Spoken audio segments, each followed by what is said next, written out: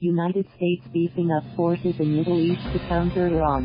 Washington. The U.S. will send hundreds of additional troops and a dozen fighter jets to the Middle East in the coming weeks to counter what the Pentagon said is an escalating campaign by Iran to plan attacks against the U.S. and its interests in the region. And for the first time, Pentagon officials on Friday publicly blamed Iran and its proxies for recent tanker bombings near United Arab Emirates and a rocket attack in Iraq. President Donald Trump told reporters Friday that the 1,500 troops would have a mostly protective role as part of the build-up that began this month in response to what the U.S. said was a threat from Iran.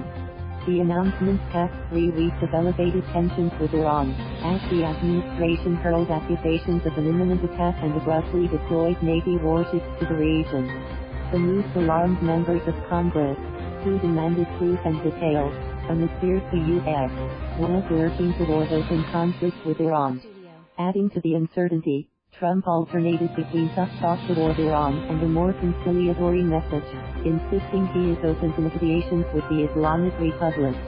On Friday he seemed to downplay the prospect of conflict when he spoke at the White House. Right now, I don't think Iran wants to fight and I certainly don't think they want to fight with us, he said. In related news, the Trump administration on Friday used an emergency legal loophole to move ahead with the sale of billion in precision-guided munitions and other military support to Saudi Arabia, citing threats the kingdom faces from Iran.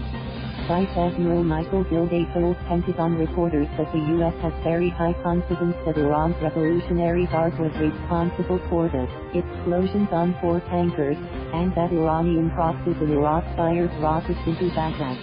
He said Iran also tried to deploy modified small boats that were capable of launching cruise missiles. The deployments announced Friday include a squadron of 12 fighter jets, manned and unmanned surveillance aircraft, and a number of military engineers to beef up protection for forces. In addition, a battalion of 4 Patriot missile batteries that was scheduled to leave the Middle East has been ordered to stay. The total number of troops involved is about 1,500. With roughly 600 included in the Patriot battalion. None of those troops will go to either Iraq or Syria. We are going to be sending a relatively small number of troops, mostly protective, the president said at the White House before setting off on a trip to Japan. Some very talented people are going to the Middle East right now and we'll see what happens. Briefing reporters at the Pentagon, Gilday, the Joint Staff Director, did not provide direct evidence to back up claims tying Iran to the attack. He told reporters the conclusions were based on intelligence and evidence gathered in the region, and officials said they are trying to declassify some of the information so that it could be made public.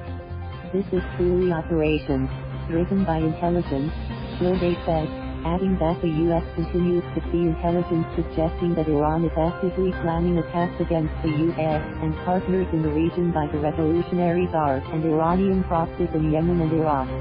When pressed for proof of Iran's involvement, he said the mines used in the tanker attacks were attributed directly to the Revolutionary Guard, and he said threats could be traced back to senior leaders in Iran. I'm not reverse engineering this, he said.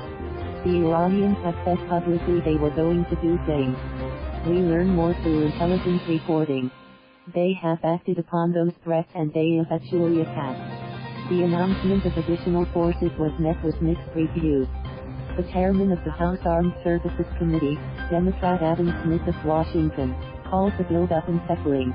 Leaders from both sides of the aisle have called for escalation. At first blush, this move does not fit the bill, Smith said in a statement Friday. Without a clearly articulated strategy, adding more personnel and mission systems seems unwise, and appears to be a blatant and heavy-handed move to further escalate tensions with Iran. The senior Republican on the committee, Matt Thornberry, of Texas, called it a prudent step to protect our forces and deter Iran, and said requests from commanders should never be subject to a partisan debate.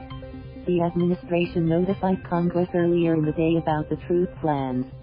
Gilday and Katie Wheelbarger, the acting Assistant Defense Secretary for International Affairs, said the mission is strictly defensive, and is not designed to provoke Iran into carrying out additional attacks.